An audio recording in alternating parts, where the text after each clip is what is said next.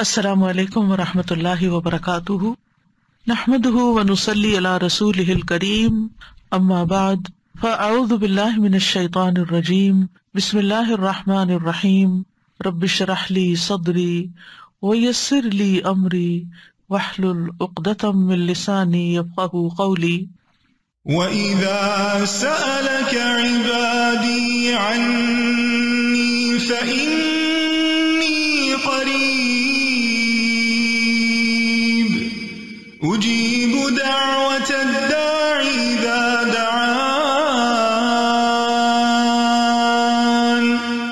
فَلْيَسْتَجِيبُوا لِي وَلْيُؤْمِنُوا بِي لَعَلَّهُمْ يَرْشُدُونَ۔ اور جب میرے بندے آپ سے میرے بارے میں سوال کریں تو کہہ دیجئے، بے شک میں قریب ہوں، میں پکارنے والے کی پکار کا جواب دیتا ہوں۔ جب وہ مجھے پکارے تو ان کو چاہیے کہ وہ میرا حکم مانیں اور مجھ پر ایمان رکھیں تاکہ وہ ہدایت پائیں۔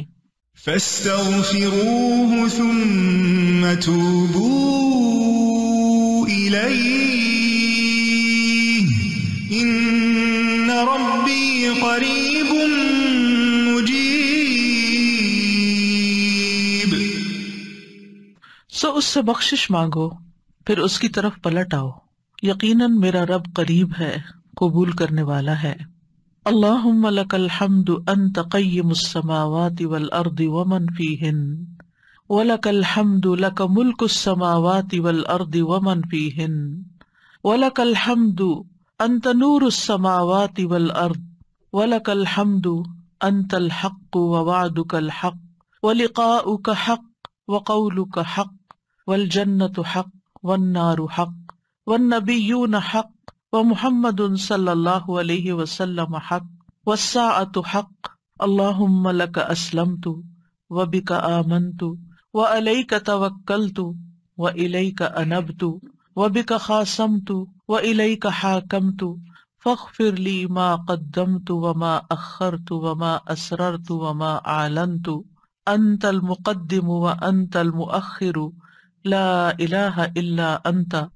اے اللہ، سب تعریف تیرے ہی لیے ہے، تو آسمانوں اور زمین اور ان کے درمیان جو چیزیں ہیں ان کو سنبھالنے والا ہے، اور تیرے ہی لیے ہے سب تعریف، آسمانوں اور زمین اور ان کے درمیان تمام چیزوں کی بادشاہی بھی تیرے ہی لیے ہے، اور تیرے ہی لیے ہے سب تعریف، تو آسمانوں اور زمین کا نور ہے، اور تیرے ہی لیے ہے سب تعریف، تو حق ہے، تیرا وعدہ حق ہے، تیری ملاقات حق ہے، تیرا قول حق ہے، جنت حق ہے، آگ حق ہے، انبیاء حق ہیں، اور محمد صلی اللہ علیہ وسلم حق ہے، اور قیامت حق ہے۔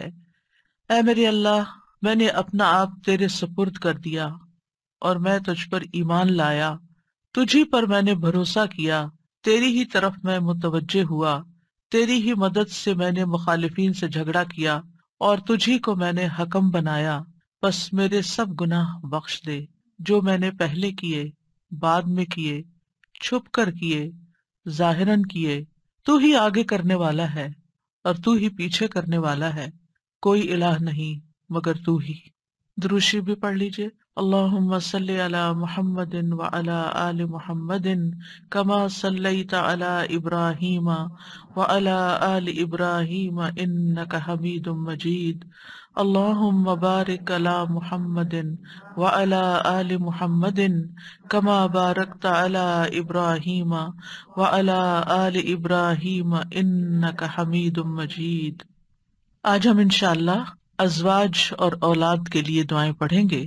ارشاد باری تعالیٰ ہے، ربنا هب لنا من ازواجنا وذرياتنا قرة اعين واجعلنا للمتقين اماما۔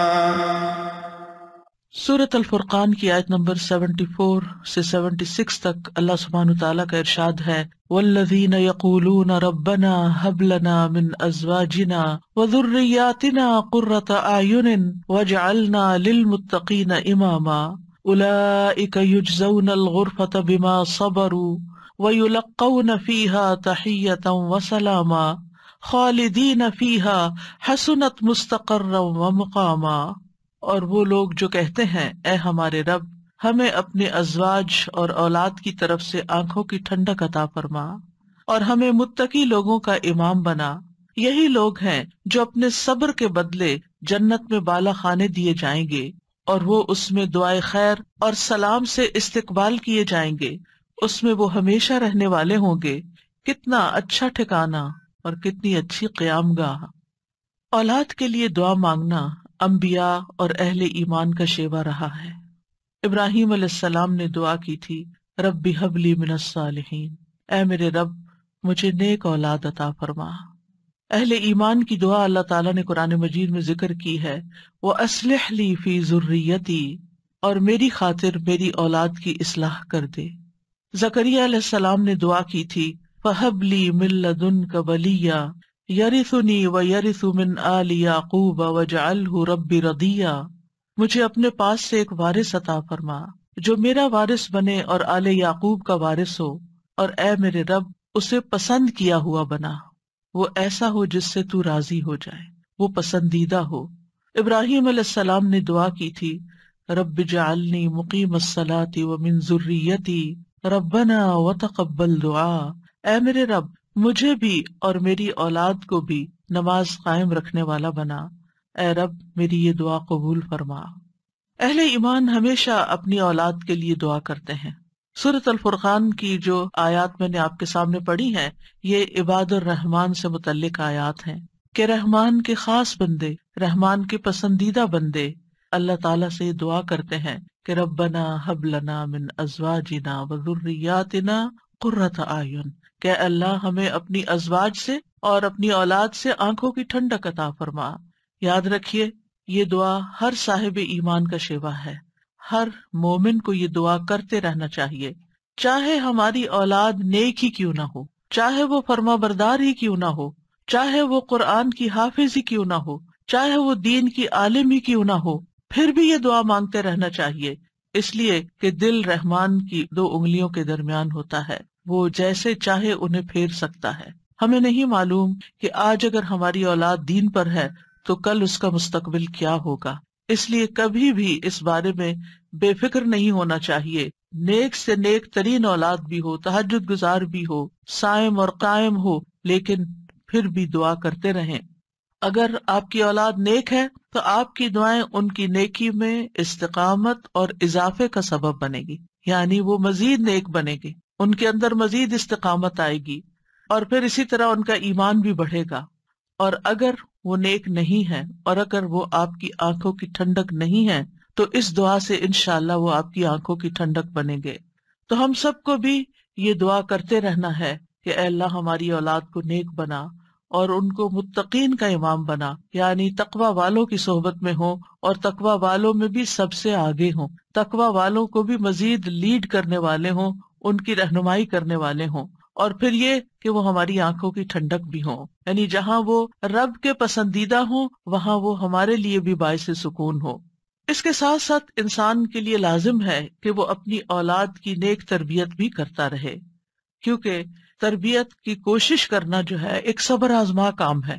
اسی لیے اس آیت کے بعد جو آیت آتی ہے اس میں صبر کرنے والوں کی جزا جنت میں غرفہ بتائی گئی ہے۔ عربوں کے ہاں گھر کے اندر جتنے بھی کمرے ہوتے ہیں ان میں سے سب سے بہترین کمرہ غرفہ کہلاتا ہے، یعنی سب سے اعلیٰ ترین درجہ۔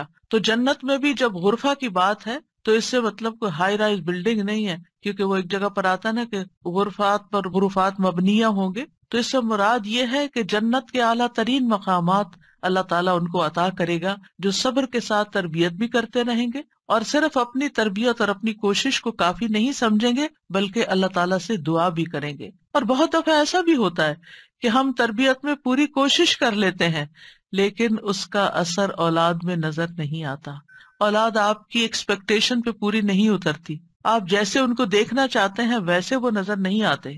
کیا ہم نوح علیہ السلام کی تربیت پہ کوئی شک کریں گے؟ ان کے 4 بیٹے تھے جن میں سے 3 بہترین بیٹے ثابت ہوئے، لیکن ایک بیٹا اپنے ہی راستے پر چل نکلا۔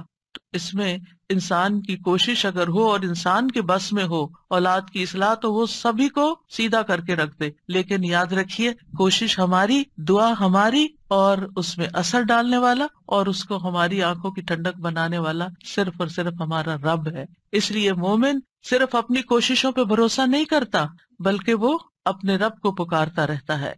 اور پھر عام طور پر یہ ہوتا ہے کہ ہم اس دعا کو اپنی دعاؤں کا حصہ نہیں بناتے۔ ہاں، جب اولاد کی طرف سے کوئی تکلیف پہنچتی ہے، جب وہ ہماری کوئی بات نہیں مانتے یا ہمیں ناراض کرتے ہیں، تو پھر ہمیں خیال آتا ہے کہ ہمیں دعا کرنی چاہیے کہ ان کی اصلاح ہو جائے اور یہ سیدھے ہو جائیں اور ہماری آنکھوں کی ٹھنڈک بن جائے۔ یاد رکھیے یہ صرف اولاد کے بگاڑ کے وقت کی دعا نہیں ہے بلکہ ہمیشہ یہ دعا کرتے رہنا چاہیے۔ اپنی روزمرہ زندگی کی خاص دعاؤں میں اس دعا کو شامل کر لیں، اپنی نمازوں میں، سجدوں میں، قبولیت کے اوقات میں اپنی اولاد کے لیے دعا کریں، کیونکہ اولاد انسان کی محبوب ترین چیزوں میں سے ہے۔ جن کو اللہ نے اولاد کی نعمت سے نوازا ہے وہ اچھی طرح سمجھ سکتے ہیں کہ ہماری زندگی میں اولاد کا کیا مقام ہے۔ یعنی جب تک انسان والدین نہیں بنتا، ماں باپ نہیں بنتا، وہ اس بات کو سمجھ ہی نہیں سکتا کہ اولاد کیا چیز ہوتی ہے، کیونکہ انسان زندگی میں مختلف چیزوں سے محبت کرتا ہے، مختلف چیزوں کے ساتھ انسان کا لگاؤ ہوتا ہے، مختلف کام یا مختلف چیزیں اس کو پسند آتی ہیں، لیکن جب ایک عورت ماں بنتی ہے، ایک مرد جو ہے وہ باپ بنتا ہے، تو اس کے بعد اس کی زندگی میں جو تبدیلی آتی ہے، اس کے بعد اس کی زندگی کے اندر جو خوبصورتی آتی ہے، اس کے بعد اس کی زندگی کا جو محور اور مرکز بن جاتا ہے اور اس کی تمام توجہ کا مرکز جو چیز بن جاتی ہے، اور دن رات کی یہ ڈیوٹی 24/7 کی ہوتی ہے۔ یعنی باقی چیزوں سے تو آپ کسی وقت الگ بھی ہو سکتے ہیں، مگر یہ وہ رشتہ ہوتا ہے کہ جس سے آپ پھر مرتے دم تک الگ نہیں ہو سکتے، کیونکہ وہ آپ کے جسم کا ایک حصہ ہوتا ہے، اور اللہ تعالیٰ آپ کے دل میں ہر چیز سے زیادہ ان کے لیے محبت ڈال دیتا ہے، اور ان کی خوشی آپ کو خوش کرتی ہے اور ان کا دکھ آپ کو دکھی کرتا ہے۔ اس لیے انسان کو ہمیشہ اپنی دعاؤں میں یہ خاص دعا کرتے رہنا چاہیے، اور قبولیت کے اوقات میں بھی، کیونکہ اولاد سے ملنے والی آنکھوں کی ٹھنڈک اسی وقت ہوتی ہے جب اولاد سیدھے رستے پر ہوتی ہے، جب اولاد نیک ہوتی ہے، اچھے کام کر رہی ہوتی ہے، تو پھر ہی ماں باپ کی آنکھوں کی ٹھنڈک ہوتی ہے۔ اور اس دعا کے دوسرے حصے میں اپنے لیے دعا ہے کہ اللہ ہمیں متقین کا امام بنا، یعنی اولاد جو ہے ہم اس کے ایک طرح سے امام ہوتے ہیں، جیسے حدیث میں آتا ہے نا، کلکم راعٍ وکلکم مسئول عن رعیتہ، تو ہر ایک ہم میں سے رائی ہے، ہر ایک لیڈر، ہر ایک ذمہ دار ہے۔ تو اللہ تعالیٰ ہمیں ماں باپ کی حیثیت میں ایسا رول ماڈل بنا کہ ہم متقی ہوں اور ہماری اولاد بھی متقی ہو، یعنی ہماری اولاد میں بھی نیکی ہو اور پھر ہم نیکی کے ساتھ آگے ان کی رہنمائی کرنے والے ہوں۔ اور ویسے جنرل سینس بھی دیکھیں تو اس میں انسان کو ایک ہائیسٹ مقام حاصل کرنے کی دعا یہاں سکھائی گئی ہے، اور وہ کیا کہ انسان ایسا انسان ہو کہ جسے دیکھ کر لوگ متقی بن جائیں، یعنی دوسرے لفظوں میں یہ کہ نیکیوں میں سبقت کرنے والے ہوں، نیکیوں میں آگے بڑھنے والے ہوں، تاکہ دوسرے لوگ بھی ہمیں دیکھ کر نیک بن جائیں۔ مثلاً اگر ایک مرد اول وقت میں مسجد میں جا کر نماز پڑھتا ہے تو اس کے بچوں پر اس کا کیا امپریشن ہوگا؟ یعنی اگر باپ ذمہ دار ہے تو بچے بھی دیکھ کر کہیں گے کہ ہاں ہمیں بھی یہی کام کرنا ہے، کیونکہ بچے ابتدائی زندگی میں خاص طور پر باپ کو، ماں کو بہت فالو کر رہے ہوتے ہیں۔ پھر اسی طرح اگر آپ کا پڑوسی آپ کو دیکھتا ہے، آپ کے کولیگز آپ کو دیکھتے ہیں کہ آپ کی توجہ سب سے زیادہ کس چیز کی طرف ہے، تو وہ بھی آپ کی دیکھا دیکھی نیکی کے کام میں آگے بڑھتے ہیں۔ آپ صدقہ کرتے ہیں اور کوئی آپ کو دیکھ رہا ہے، آپ کا مقصد نہیں دکھانا، لیکن کسی کو نظر آ جاتا ہے تو آپ کو دیکھ کر وہ بھی شروع کر دیتا ہے، تو آپ اس کے کیا بن گئے؟ امام، یعنی آپ لیڈ کر رہے ہیں، آپ آگے ہیں اور وہ آپ کو فالو کر رہے ہیں۔ تو ہمیں یہ دعا کرنی چاہیے اپنے لیے کہ اللہ ہمیں نیکی کے کاموں کا امام بنا، متقین کا امام بنا۔ تو یہاں ہم دیکھتے ہیں کہ یہ عباد الرحمن کی صفات میں سے ایک صفت ہے، اور وہ کہتے ہیں والذین یقولون ربنا ہب لنا۔ ہب کا لفظ جو ہے یہ ہبہ سے ہے، اور ہبہ کہتے ہیں بلا معاوضہ کوئی چیز دینا۔ یا رب ہم نے کچھ کیا نہیں، لیکن تو اپنے پاس سے ہمیں عطا فرما، اپنی خاص رحمت سے ہمیں یہ عطا فرما۔ من ازواجنا، ازواج کا لفظ جو ہے یہ زوج سے ہے، جن اور حیوانات ان سب میں نر اور مادہ پایا جاتا ہے جو ہر ایک دوسرے کا زوج کہلاتا ہے، یعنی عورت کے لیے بھی یہ لفظ استعمال ہوتا ہے اور مرد کے لیے بھی استعمال ہوتا ہے. اگر مرد یہ دعا کریں گے تو اپنی بیویوں کے لیے کریں گے کہ ہماری بیویاں ہمارے لیے آنکھوں کی ٹھنڈک ہوں، اور اگر عورتیں یہ دعا کریں گی تو ان کے ازواج ان کے خاوند ہوں گے کہ ان کو ہمارے لیے آنکھوں کی ٹھنڈک بنا. اور ذریات سے مراد ذریت جو ہے صرف اولاد نہیں ہوتی، اولاد کی اولاد بھی ذریت کہلاتی ہے.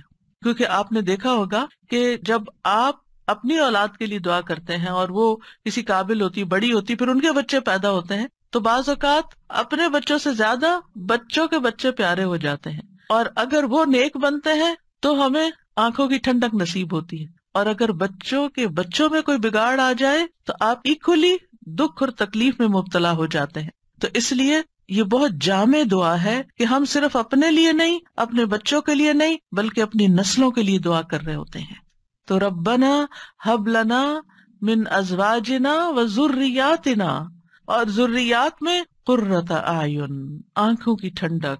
آپ کو معلوم ہے کہ آنکھیں ٹھنڈی بھی ہوتی ہیں اور گرم بھی ہوتی ہیں. آنکھوں سے جب آنسو بہتے ہیں، خوشی کے آنسو بہیں تو آنکھیں ٹھنڈی ہوتی ہیں، اور اگر غم کے آنسو ہو تو آنکھیں گرم ہو جاتی ہیں. تو آنکھوں کی ٹھنڈک کا مطلب ہے خوشی، مسرت. اور پھر یہ کہ آنکھوں کی ٹھنڈک ہو تو انسان پرسکون رہتا ہے، نیند بھی سکون سے آتی ہے. کہ بچوں کی طرف سے اگر انسان کو بے فکری ہو کہ وہ اچھے کام کر رہے ہیں، اچھی جگہ پر ہیں، سیف ہینڈز میں ہیں، تو انسان کے بہت سے غم، دکھ، پریشانیاں ختم ہو جاتی ہیں، وہ بے فکر ہو جاتا ہے. اور پھر اسی طرح یہ ہے کہ جب آنکھوں کی ٹھنڈک ہوتی ہے تو انسان کے دل کو بھی قرار ملتا ہے. یعنی آنکھوں کی ٹھنڈک صرف آنکھوں تک نہیں رہتی، بلکہ آنکھوں سے انسان جو کچھ دیکھتا ہے وہ اس کے دل تک اتر جاتا ہے. ابن عباس کہتے ہیں اس سے مراد ان کی وہ اولاد ہے جو اللہ کی اطاعت کے کام کرے تاکہ دنیا اور آخرت میں انہیں آنکھوں کی ٹھنڈک نصیب ہو. یعنی جو بچے نیک ہوتے ہیں وہ ماں باپ کے لیے ان کی زندگی میں بھی خوشی کا باعث ہوتے ہیں، اور جب ماں باپ فوت ہو جاتے ہیں تو وہ ان کے لیے صدقہ جاریہ بن جاتے ہیں.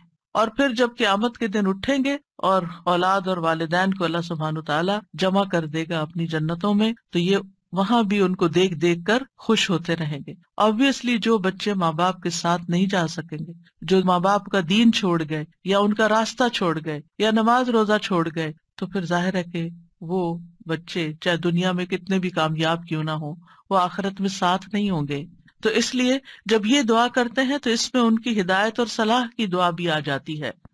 یعنی یہاں اس دعا سے مراد صرف بچوں کا ظاہری حسن اور خوبصورتی اور ان کی دنیا کی کامیابیاں اور دنیا میں ان کا مال و دولت کمانا، یہ بھی ٹھیک ہے، خوشی کی بات ہوتی ہے. بچہ خوبصورت ہو تو ماں باپ کو بہت اچھا لگتا ہے، بچہ اگر کامیاب ہو، کوئی ڈگری کر لے تو ماں باپ کو بہت اچھا لگتا ہے، بچے کو اچھی جاب مل جائے تو ماں باپ بہت خوش ہوتے ہیں. اور جو ماں باپ صرف دنیا کے لیے جیتے ہیں اور جن کا مطلب اور مقصد، ایم اور گول صرف دنیا کمانا ہوتا ہے، وہ انہی باتوں پر خوش ہوتے رہتے ہیں. لیکن جو اہل ایمان ہوتے ہیں ان کی خوشی صرف اس چیز میں نہیں ہوتی، ان کی خوشی اولاد کی نیکی میں ہوتی ہے کہ ہماری اولاد نیک ہو. تو جب ہم یہ کہتے ہیں کہ ہمیں آنکھوں کی ٹھنڈک عطا کر، تو اس سے مطلب یہ ہوتا ہے کہ اللہ وہ تیرے اطاعت گزار ہوں، فرما بردار ہوں، خیر اور بھلائی کے کاموں میں آگے جانے والے ہوں، اللہ کی عبادت اچھے طریقے سے کرنے والے ہوں، گناہوں اور حرام کاموں سے بچنے والے ہوں. اور وجعلنا للمتقین اماما، کہ اللہ ہمارے ماتحت جتنے بھی لوگ ہیں وہ سب متقی ہوں. یعنی ایک طرف اولاد کے لیے دعا اور دوسری طرف ان لوگوں کے لیے جو ہمیں فالو کرتے ہیں یا جن کے اوپر ہم ذمہ دار بنائے گئے ہیں، کہ یا اللہ ان کے اندر بھی تقویٰ پیدا کر دے. یعنی ہماری اولاد تو نیک ہو، لیکن آپ کے ساتھ جو لوگ کام کر رہے ہیں، جن کے آپ ذمہ دار ہیں، مثلاً اگر آپ استاد ہیں اور آپ کے شاگرد ہیں، یا آپ ایک لیڈر ہیں، کمیونٹی لیڈر ہیں اور آپ کے بہت سے فالوورز ہیں، یا اسی طرح اور جو بھی کام آپ لیڈرشپ رول میں کرتے ہیں، تو یا اللہ جو لوگ آپ کی جو ٹیم ہے، یا اللہ اس کو بھی متقی بنا دے، اس کے اندر بھی اپنی محبت پیدا کر دے. کتنی خوبصورت دعا ہے. ظاہر ہے کہ انسان انہی لوگوں کے ساتھ ہوتا ہے، یا تو گھر میں ہوتا ہے یا باہر کام پر ہوتا ہے. جب گھر میں ہوتا ہے تو کیا ہوتا ہے، بیوی اور بچوں کو دیکھ کر انسان اپنی آنکھیں ٹھنڈی کرتا ہے، اس کو ایک پرسکون ماحول ملتا ہے. اور جب وہ گھر سے باہر ہوتا ہے، اپنی جاب پر ہوتا ہے، اپنی ٹیم کے ساتھ ہوتا ہے، تو ان کی نیکی، ان کا اخلاق، ان کا تقویٰ دیکھ دیکھ کر اس کی آنکھیں ٹھنڈی ہوتی رہتی ہیں.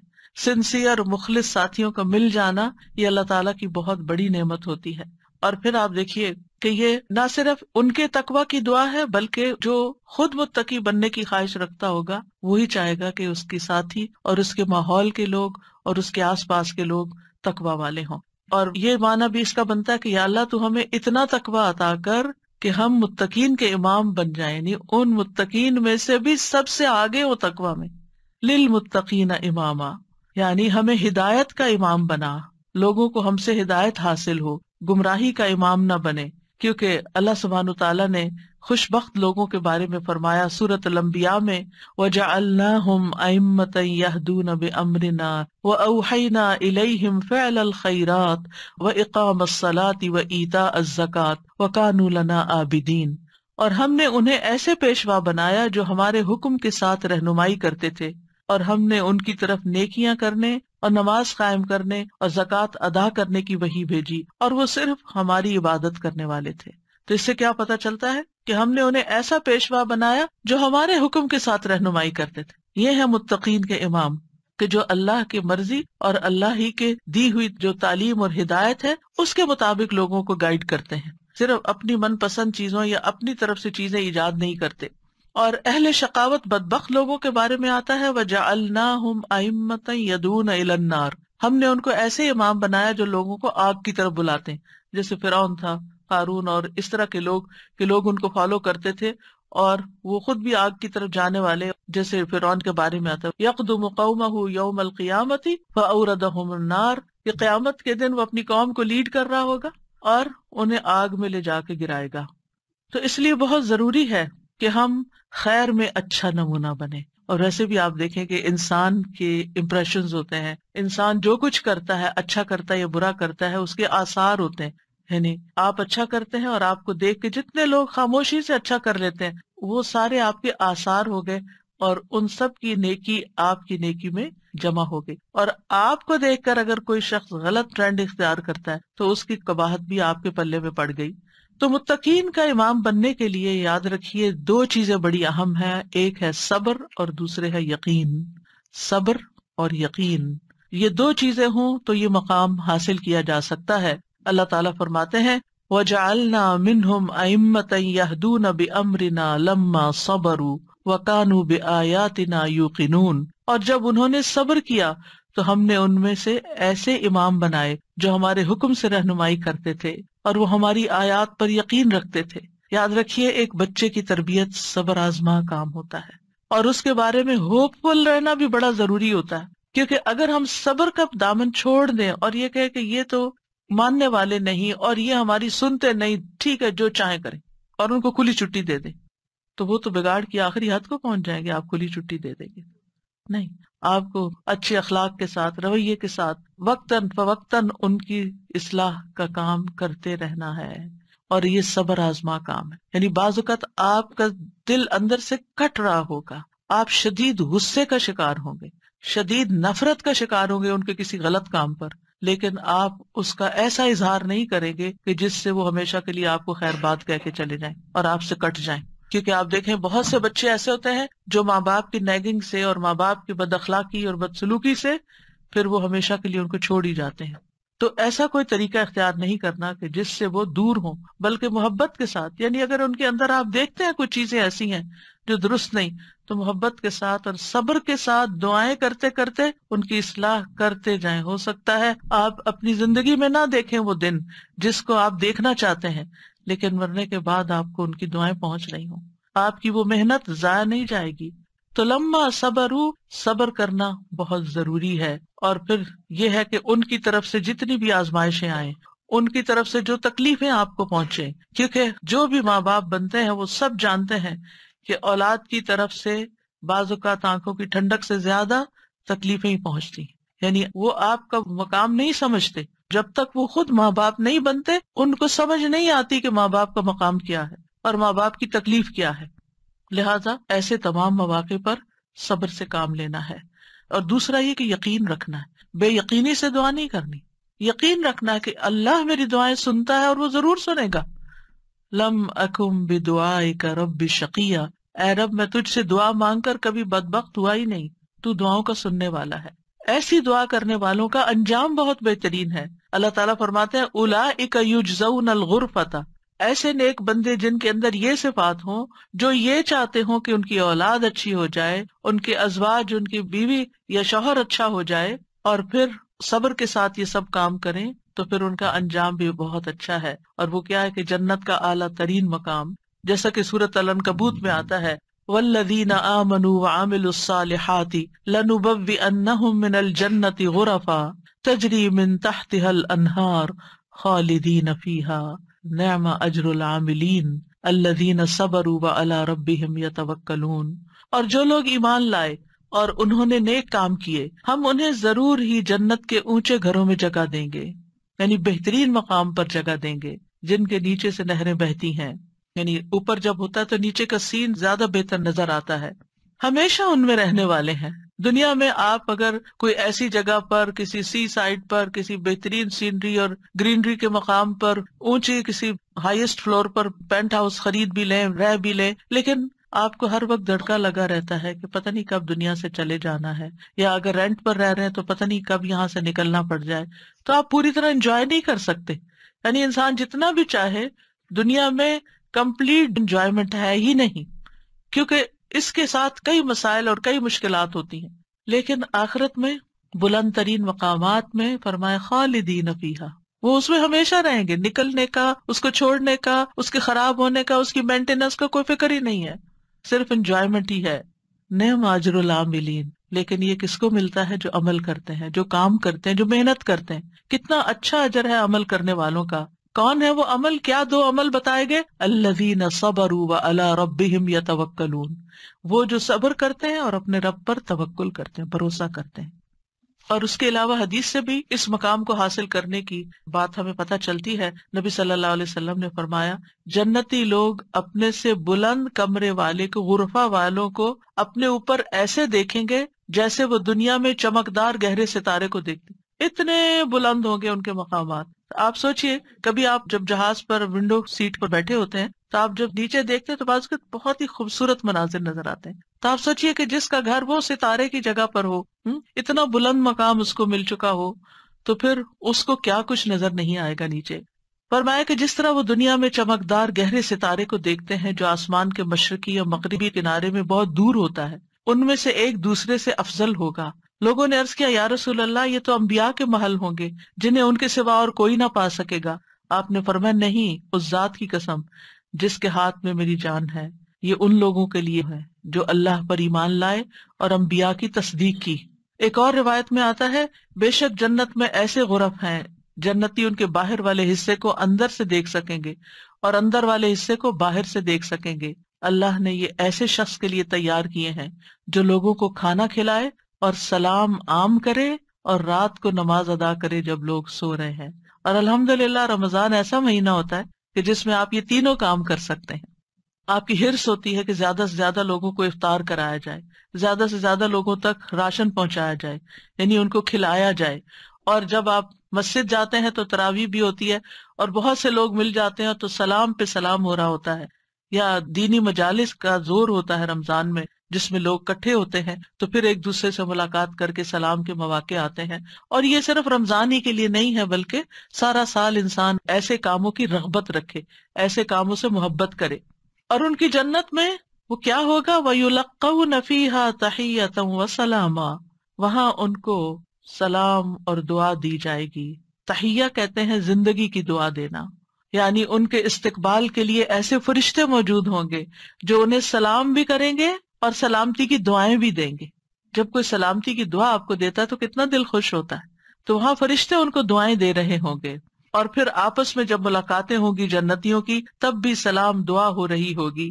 اور یہ سلامتی ان کو کس لیے ملی؟ کیونکہ دنیا میں انہوں نے گناہوں سے سلامت زندگی بسر کی۔ خالدین فیہا حسنت مستقرا و مقاما، ہمیشہ اس میں رہیں گے۔ کتنا خوبصورت ٹھکانہ، کتنا اچھا مقام۔ یاد رکھیے، یہ دعا گھروں کی اصلاح کی بنیاد رکھتی ہے۔ اس میں صرف اولاد ہی نہیں بلکہ ازواج بھی، یعنی شوہر اور بیوی۔ آج آپ دیکھیں کہ ہر دوسرے گھر کا یہ مسئلہ بنا ہوا ہے کہ گھر میں میاں بیوی کی لڑائیاں جاری ہیں۔ اس سے ایک دوسرے کے اندر ایک بے چینی، اداسی، پریشانی، کاموں میں رکاوٹ اور کتنی بے شمار خرابیاں، اور سب سے بڑی بات یہ کہ آپ اپنی اولاد کے لیے ایک بہترین نمونہ ہوتے ہیں. آپ صرف آپس میں نہیں لڑتے بلکہ اپنے بچوں کو ایک برا نمونہ پیش کر کے ان کی زندگیوں کو بھی جہنم بناتے ہیں.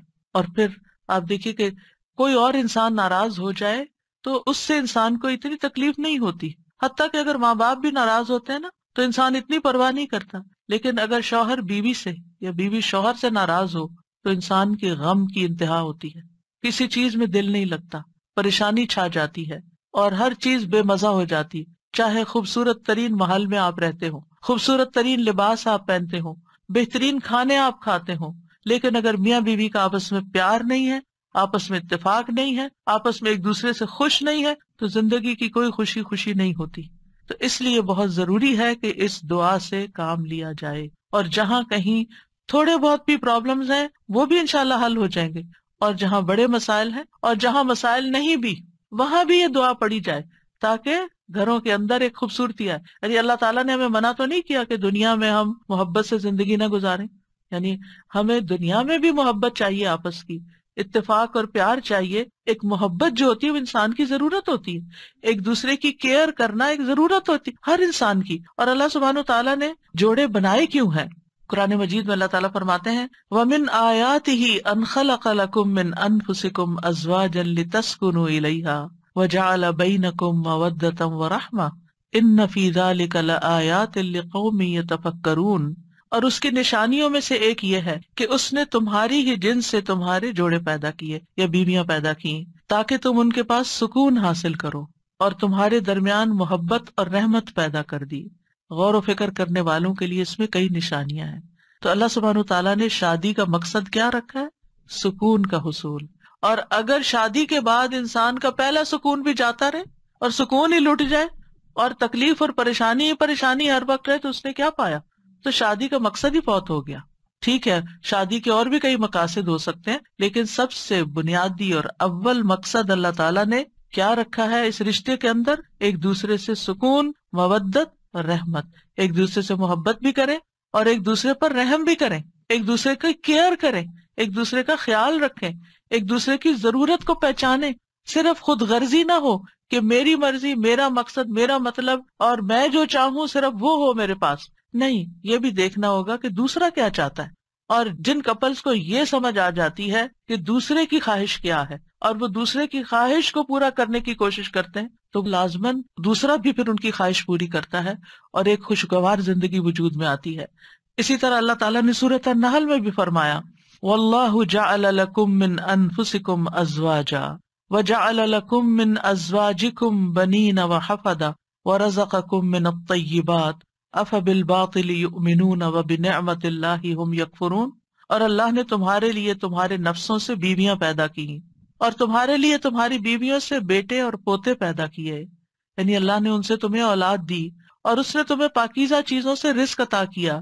کیا پھر بھی وہ باطل پر ایمان لاتے ہیں اور اللہ کی نعمت کا انکار کرتے ہیں، یعنی اللہ تعالیٰ کی نعمتوں کی ناشکری کرتے ہیں؟ تو یاد رکھیے کہ گھروں کی اصلاح کا انحصار ازواج کی اصلاح پر ہے، آپس کے اتفاق پر ہے، اور اولاد کی اصلاح سے پہلے ازواج کی اصلاح کی بات ہے. ابن علان کہتے ہیں کہ یہ دعا یعنی ازواج کے بارے میں شروع ہوتی ہے، کیونکہ اگر ازواج کی اصلاح ہو تو اولاد کی اصلاح ہوتی ہے. یعنی شوہر یا بیوی کی اصلاح ہو جائے، وہ ایک دوسرے کے لیے آنکھوں کی ٹھنڈک ہو تو اولاد خود بخود آنکھوں کی ٹھنڈک ہوتی چلی جائے گی. اور آنکھوں کی ٹھنڈک سے مراد یہ نہیں ہے صرف کہ ایک شوہر اپنی بیوی کو زیادہ خوبصورت دیکھے یا تندرست دیکھے، بلکہ اس حال میں دیکھے کہ وہ اللہ کی فرما بردار ہو. کیونکہ ایک حدیث میں آتا ہے کہ دنیا متاع ہے اور دنیا کی سب سے بہترین متاع نیک بیوی ہے. یعنی دنیا میں جتنی بھی نعمتیں ہیں ان میں سے سب سے بڑی نعمت ایک مرد کے لیے کیا ہے؟ ایک نیک بیوی ہے، ایک اچھی بیوی ہے. اور نیکی صرف نماز روزے کا نام نہیں ہوتی، نیکی اچھے اخلاق کا نام ہوتی ہے. ایک اور حدیث میں آتا ہے نا کہ جب ایک عورت 5 وقت کی نماز پڑھے، رمضان کے روزے رکھے اور اپنے شوہر کی اطاعت کرے، جب وہ اس کو دیکھے، اس کو خوش کر دے، تو وہ جنت کے جس دروازے سے چاہے داخل ہو جائے. یعنی اس تعلق کی بہتری اور خوبصورتی کا اتنا زیادہ اہتمام کیا گیا ہے. اور پھر آپ دیکھیں کہ متقین کا امام بننے کے لیے انسان کو پہلے گھر میں اچھا امام بننے کی ضرورت. یعنی گھر سے باہر آپ اسی صورت میں اچھے امام بن سکتے ہیں جب آپ گھر کے اندر خوبصورتی لاتے ہیں اور اس کے لیے کوشش بھی کرتے ہیں. دیکھیے کچھ رشتے ہمیں اللہ کی طرف سے بنے بنائے مل جاتے ہیں، جیسے ماں باپ کا رشتہ ہے. ماں باپ سے آپ کو انکنڈیشنل لو ملتا ہے. آپ اچھا کریں، آپ برا کریں، آپ ان کو خوش کریں، آپ ان کو ستائیں، آپ ان کے قریب ہوں، آپ ان سے دور ہوں، وہ آپ سے محبت کرتے ہی رہیں گے. آپ زندہ ہو، آپ مر جائیں، ہر صورت میں محبت کرتے ہیں. آپ نے دیکھا ان ماؤں کو جن کا کوئی بچہ فوت ہو جائے تو وہ زندہ کو بھول کے اسی کو یاد کرتی رہتی ہیں جو چلا گیا ہے. قریب ہو تب بھی محبت کرتے ہیں، دور ہو تب بھی محبت کرتے ہیں. ماں باپ کی محبت انکنڈیشنل ہے، لیکن ازواج کی محبت کنڈیشنل ہوتی ہے. اگر آپ اچھے اخلاق کا مظاہرہ کریں گے، اچھے انسان بن کر رہیں گے تو آپ کی محبت بڑھتی جائے گی. لیکن اگر آپ اپنے اخلاق کو کھو دیں گے تو پھر اس محبت میں کمی آنی شروع ہو جائے گی. تو کچھ رشتے بنے بنائے ہوتے ہیں اور کچھ کو بنانا پڑتا ہے، ان کی مینٹیننس کرنی پڑتی ہے. یاد رکھیے شادی جو ہے یہ انبیاء کا طریقہ ہے، نیک لوگوں کا طریقہ ہے، ہمارے دین کا شعار ہے. نکاح جو ہے وہ نصف ایمان ہے، یعنی ہمارے دین میں کرسچینٹی کی طرح یہ نہیں ہے کہ آپ شادی نہیں کریں، آپ نن بن جائیں، آپ فقیر بن جائیں اور آپ زیادہ نیک ہیں. نہیں، آپ شادی کر کے زیادہ نیکی کما سکتے ہیں. یعنی اسلام جو ہے وہ فطری ضروریات کو مد نظر رکھتا ہے. اللہ تعالیٰ فرماتے ہیں یقیناً آپ سے پہلے بھی ہم نے کئی رسولوں کو بھیجا اور ہم نے ان کے لیے بیویاں اور اولاد بنائی. یعنی پیغمبر بھی بیویوں والے اور اولادوں والے تھے. نبی صلی اللہ علیہ وسلم نے فرمایا نکاح میری سنت ہے، بس جو میری سنت پر عمل نہیں کرتا وہ مجھ سے نہیں. تم لوگ شادی کیا کرو، یعنی شادی کرنا بھی ایک نیکی کا کام ہے، عبادت ہے، کیونکہ میں تمہاری تعداد کی بنا پر سابقہ امتوں سے کثرت تعداد میں مقابلہ کروں گا. ایک اور روایت سے پتہ چلتا ہے کہ شادی نہ کرنے والا نبی صلی اللہ علیہ وسلم کے طریقے سے منہ موڑنے والا ہے. آپ کو یاد ہوگا کہ وہ 3 صحابہ جو نبی صلی اللہ علیہ وسلم کی ایبسنس میں حضرت عائشہ کے پاس پوچھنے گئے تھے کہ آپ کے اعمال کیا ہیں، تو جب انہوں نے بتایا تو ان کا وہ تو اللہ کے نبی ہیں، تو اس لیے ایک نے کہا میں کبھی گوشت نہیں کھاؤں گا، دوسرے نے کہا میں کبھی رات کو نہیں سوؤں گا، تیسرے نے کہا میں کبھی شادی نہیں کروں گا. تو نبی صلی اللہ علیہ وسلم کو جب یہ باتیں پتہ چلی تو آپ نے اللہ تعالیٰ کی حمد و ثنا کی اور فرمایا ان لوگوں کو کیا ہو گیا ہے جنہوں نے ایسی اور ایسی باتیں کہی ہیں. میں رات میں نوافل بھی پڑھتا ہوں، سوتا بھی ہوں، نفلی روزہ رکھتا ہوں اور چھوڑ بھی دیتا ہوں، نکاح بھی کرتا ہوں، بس جو شخص میرے طریقے سے منہ موڑے گا وہ مجھ سے نہیں، یعنی وہ میری امت میں سے نہیں ہے جو میرے اس طریقے کو پسند نہ کرے. اللہ سبحانہ تعالیٰ نے خود نکاح کی رغبت دلائی ہے. وَأَنكِحُوا الْأَيَامَ مِنكُمْ وَالصَّالِحِينَ مِنْ عِبَادِكُمْ وَإِمَائِكُمْ، اور اپنے میں سے بے نکاح مردوں اور عورتوں کا نکاح کر دو، اور اپنے غلاموں اور اپنی لونڈیوں میں سے جو نیک ہیں ان کا بھی. نکاح میں دیر کیوں کرتے ہیں عام طور پر؟ کہ ابھی بچے کچھ کماتے نہیں ہیں. فرمایا اگر وہ محتاج ہوں گے اللہ ان کو اپنے فضل سے غنی کر دے گا، اور اللہ وسعت والا اور سب کچھ جاننے والا ہے. اور پھر شادی ویسے بھی آپ دیکھیں نگاہ کی حفاظت کا ذریعہ ہے، شرمگاہ کی حفاظت کا ذریعہ ہے، نصف دین مکمل کرنے کا ذریعہ ہے. حدیث میں آتا ہے جب کوئی شخص نکاح کر لیتا ہے تو اپنا آدھا دین مکمل کر لیتا ہے، لہذا چاہیے کہ باقی آدھے دین کے بارے میں اللہ سے ڈرتا رہے. پھر آپ دیکھیں کہ صرف دنیا میں نہیں، آخرت میں جنت میں بھی پاکیزہ جوڑے ہوں گے. وَلَهُمْ فِيهَا أَزْوَاجٌ مُطَهَّرَةٌ، پاکیزہ بیویاں ہوں گی. اہل جنت سے کہا جائے گا ادخلوا الجنت انتم وازواجکم تحبرون، تم اور تمہاری بیویاں جنت میں داخل ہو جاؤ، تم خوش رکھے جاؤ گے. فرشتے اہل ایمان اور ان کی بیویوں اور بچوں کے لیے دعائیں کرتے ہیں. کیا کہتے ہیں؟ ربنا وادخلہم جنات عدن التی وعدتہم ومن صلح من آبائہم وازواجہم وذریاتہم انک انت العزیز الحکیم. اے ہمارے رب، اور انہیں ہمیشگی کے باغات میں داخل کر جن کا تو نے ان سے وعدہ کیا تھا، اور ان کے آباء و اجداد اور ان کی بیویوں اور ان کی اولادوں میں سے جو نیک ہوئے ان کو بھی جنت میں داخل کر. یعنی یہ فرشتے اہل ایمان کے لیے دعا کرتے ہیں. اور جنت میں کوئی بھی کمارا نہیں ہوگا، یعنی جن لوگوں کی دنیا میں شادی نہیں ہوئی ان کو بھی اللہ تعالیٰ جوڑے عطا کرے گا، اور جن کے شوہر پہلے فوت ہو گئے یا بیوی فوت ہو گئی، یا ایک نیک تھا اور ایک جنت میں نہیں گیا دوسرا جہنم میں چلا گیا، تو ان کو بھی اللہ تعالیٰ وہاں جوڑے عطا کرے گا. اور کوئی بھی ایسا نہیں ہوگا کہ جو تنہائی کا شکار ہو، آئسولیشن کا شکار ہو، کیونکہ انسان کی زندگی میں اگر کمپینین ہوتا ہے تو انسان کے لیے سکون کا باعث ہوتا ہے. اور خاص طور پر اگر نیک بیوی ہو. قرآن مجید میں آتا ہے فالصالحات قانتات، نیک عورتیں وہ ہیں جو شوہروں کی فرما بردار ہوں، ان کی بات ماننے والی ہوں. اور ان کی عدم موجودگی میں اللہ کی حفاظت میں ان کے حقوق کی حفاظت کرنے والی ہوں، یعنی اپنی جان اور مال کی حفاظت کریں جب شوہر نہ بھی موجود ہوں۔ پھر ہمیں یہ کہا گیا کہ پاک دامن عورت سے شادی کی جائے، اور عورت سے شادی کا معیار کیا رکھا گیا؟ نبی صلی اللہ علیہ وسلم نے فرمایا عورت سے 4 چیزوں کی وجہ سے نکاح کیا جاتا ہے، اس کے مال و دولت کی وجہ سے، یا اس کے حسب نسب کی وجہ سے، یا اس کی خوبصورتی کی وجہ سے، یا اس کی دینداری کی وجہ سے۔ تیرے ہاتھ خاک آلود ہوں، دیندار عورت سے شادی کر کے کامیابی حاصل کرو، کیونکہ اگر دین والی تمہارے گھر میں آئے گی تو وہ اللہ سے ڈرنے والی ہوگی، اس کا اخلاق اچھا ہوگا، اس کے اندر بگاڑ نہیں ہوگا، تمہیں اس کو بار بار نماز کی پابندی کے لیے نہیں کہنا پڑے گا، اس کو نیکی کی طرف لانے کے لیے بہت ایفرٹ نہیں کرنی پڑے گی۔ اور پھر آپ دیکھیں کہ ایک ماں کے اوپر انحصار ہوتا ہے کہ بچوں کی کیا تربیت کرتی ہے، کیونکہ تربیت اولاد باپ کا حصہ کم ہوتا ہے، ماں کا حصہ زیادہ ہوتا ہے۔ اگر ایک بچہ اپنی ماں کو نیک دیکھتا ہے تو اس کے اندر ایک نیکی کی محبت پیدا ہوتی ہے۔ تو بہرحال یہ رشتے جو ہیں ان کے لیے دعا بھی ہے، اور اس کے ساتھ ساتھ انتخاب بھی اچھا ہو، اور پھر ان کو بنانے کے لیے کوشش بھی رہے۔ اللہ تعالیٰ مردوں کو حکم دیتے ہیں وَعَاشِرُوهُنَّ بِالْمَعْرُوفِ، عورتوں کے ساتھ بھلے طریقے سے زندگی بسر کرو، یعنی ان کے حقوق ادا کرو، اور ایک دوسرے سے محبت کرنا جو ہے یہ بھی دین کا حصہ ہے۔ عقبہ بن عامر کہتے ہیں میں نے رسول اللہ صلی اللہ علیہ وسلم کو یہ فرماتے ہوئے سنا کہ اسلام میں جائز لہو میں 3 چیزیں آتی ہیں: انسان کا اپنی بیوی کے ساتھ دل لگی میں مصروف ہونا، ہنسی مذاق کرنا، اپنے گھوڑے کی دیکھ بھال کرنا یعنی اس کے ساتھ ٹائم سپینڈ کرنا، اور تیر اندازی کرنا۔ بظاہر دیکھا جائے تو یہ ٹائم ویسٹر بھی ہو سکتے ہیں، لیکن یہ ہمارے دین میں ایک نیکی تصور کیے جاتے ہیں۔ یہ شغل جو ہے یا یہ ہابیز جو ہیں یہ پسندیدہ ہے۔ پھر یہ ہے کہ شوہر اور بیوی کو ایک دوسرے کا حق ادا کرنا ہے، کیونکہ یہ حقوق اللہ نے ایک دوسرے کے ذمے رکھے ہیں اور اللہ تعالیٰ قیامت کے دن پوچھے گا۔ بعض اوقات ایک بیوی یہ کہتی ہے کہ میں شوہر کا حق نہیں دیتی کیونکہ وہ بھی میری فلاں بات نہیں مانتا، یا شوہر یہ کہتا ہے میں بیوی کا حق نہیں دیتا کیونکہ میری وہ فلاں بات نہیں مانتی۔ نہیں، جب تک آپ اس رشتے میں ہیں دونوں کو ایک دوسرے کا حق دیتے رہنا چاہیے۔ اور کیوں دینا چاہیے؟ کہ اللہ کا حکم ہے، اس لیے نہیں کہ شوہر خوش ہوگا یا بیوی خوش ہوگی، اس لیے کہ میرے رب کا حکم ہے، اس لیے مجھے یہ کام کرنا ہے۔ اور جب آپ رب کو راضی کرتے ہیں تو رب بندوں کو بھی آپ سے راضی کر دیتا ہے۔ پھر اسی طرح یہ ہے کہ ایک دوسرے سے اچھے اخلاق کے ساتھ پیش آنا۔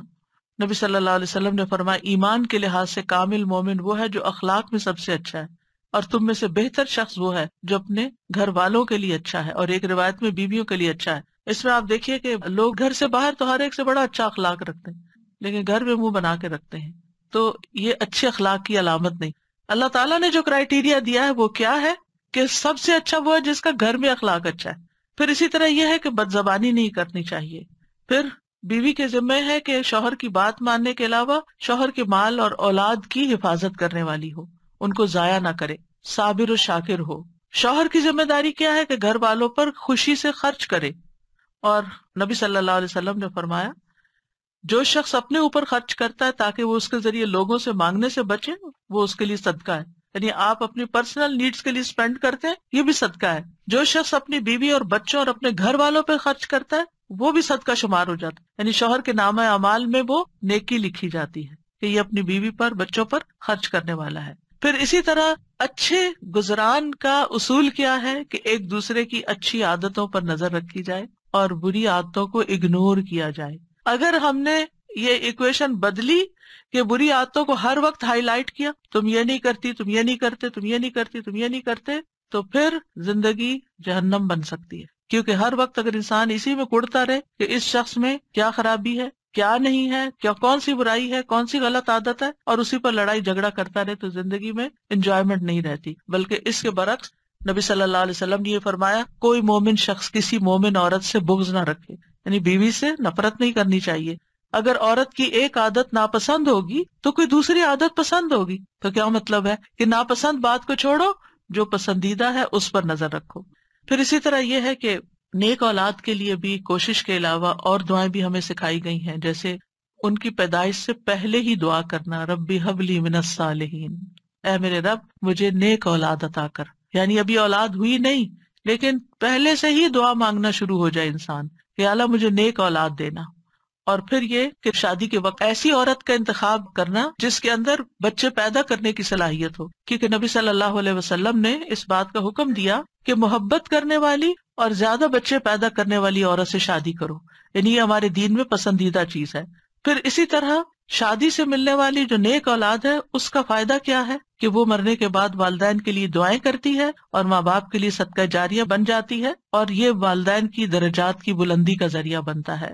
جہاں تک اولاد کی تربیت کا تعلق ہے تو اولاد کے بارے میں سوال ہوگا، یعنی ماں باپ دونوں سے پوچھا جائے گا کہ انہوں نے ان کی تربیت میں کیا کوشش کی۔ پھر اسی طرح اولاد کا پہلا حق کیا ہے؟ حدیث میں آتا ہے، نبی صلی اللہ علیہ وسلم نے فرمایا اپنے نطفوں کے لیے اچھی عورت کا انتخاب کرو، یعنی نیک عورت کا انتخاب کرو، اور دین میں ہم پلہ عورتوں سے نکاح کرو اور ہم پلہ مردوں کو اپنی بیٹیوں کا نکاح کر کے دو۔ پھر اسی طرح اچھے باپ کا انتخاب، رسول اللہ صلی اللہ علیہ وسلم نے فرمایا جب ایسا شخص تمہارے پاس نکاح کا پیغام بھیجے جس کے دین اور اخلاق سے تم مطمئن ہو تو اس سے اپنی بیٹی کا نکاح کرو، یعنی اوباش آوارہ لڑکے ہوں تو پھر ان کے ساتھ شادی نہیں کرو، کیونکہ شادی کے بعد کیا ہوگا، آپ کی بیٹی کو مصیبت میں ڈال دے گا۔ فرمایا اگر ایسا نہیں کرو گے تو زمین میں فتنہ اور زبردست فساد برپا ہوگا، یعنی پھر فساد ہی فساد، بگاڑ ہی بگاڑ۔